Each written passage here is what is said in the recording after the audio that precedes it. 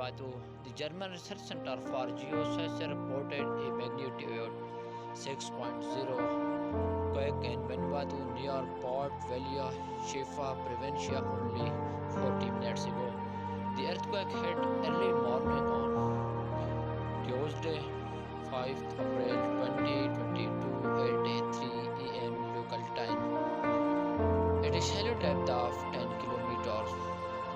The exact magnitude, epicenter and depth of quake might be revised within the next few hours or minutes as seismologists review data and refine their calculation, or as the other agencies issue their reports.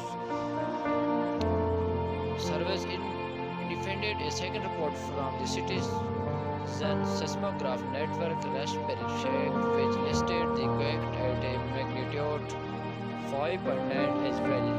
The third agency, European Mediterranean Seismological Center, reported the same quake at magnitude